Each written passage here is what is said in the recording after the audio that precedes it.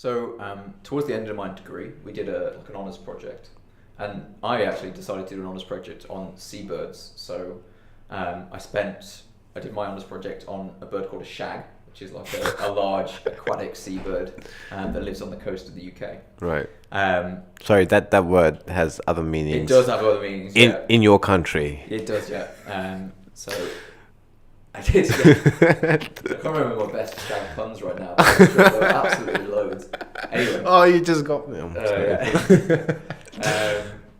So what happened was, from there, I went and worked on this island to do my project. And this is a tiny island. It's about 200 meters long, and it's about 4 kilometers off the coast of the UK in the North Sea. And I did my project, and I got to know people there while I was doing this research. And from that point, I spent then 2 years working on this island as a wildlife ranger, working with birds. Oh wow. So puffins, you might not know what those are. It's kind of like a small penguin from the northern hemisphere with a brightly coloured bill, sort of red and blue and white.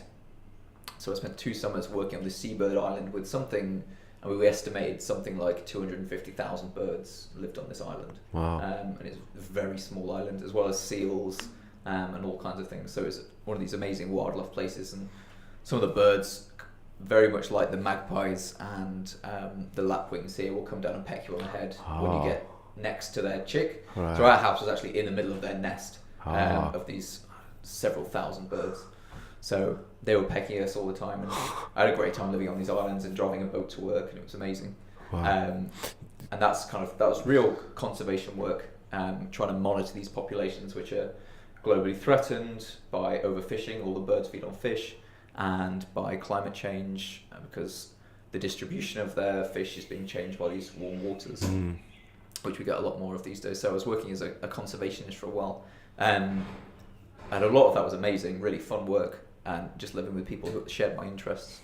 But a lot of it is really hard, tough work, managing islands, cutting down vegetation, moving things, raking things.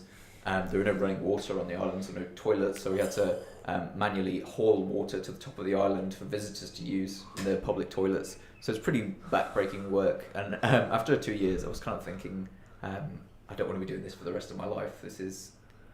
I need something else, and started kind of thinking about my academic interests again. You know, what would I want to do? And I didn't really want to be the person carrying things. You know, all my life I wanted to be some higher up and actually making decisions and Right. being engaged. And getting other people to carry things. Getting other people to carry things. Yeah. Exactly. So tell me what you did for your honors, because we didn't cover what you researched. So the project was, it wasn't a particularly good project actually. It was just kind of looking at the breeding biology of shags and how... The reason why I just wanted to come back to your honors was to hear you say shags a few more times. just like Austin Powers speaking. So it was just looking at their breeding biology, like how often did the male and female change over? Like, was there a difference between male and female breeding behavior? Because there are kind of different interests going on between a male bird and a female bird.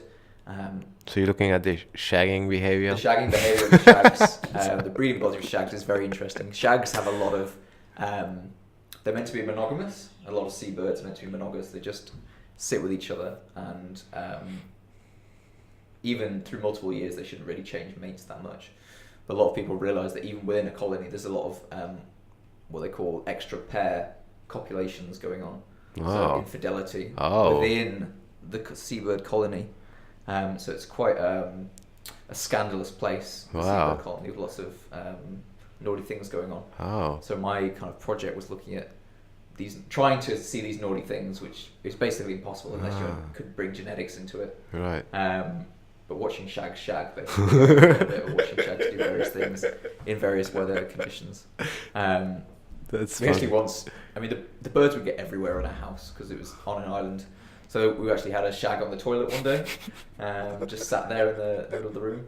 I've had all kinds of things. Owls in the house, Wow. flying in.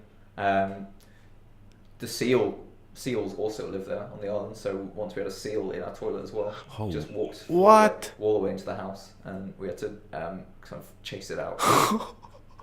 Dude. But it's like how big is it? 100-kilo female seal. Holy shit. Was trying to go into the house and have a pup in the house. Oh. That's what they try and do in the winter. Oh.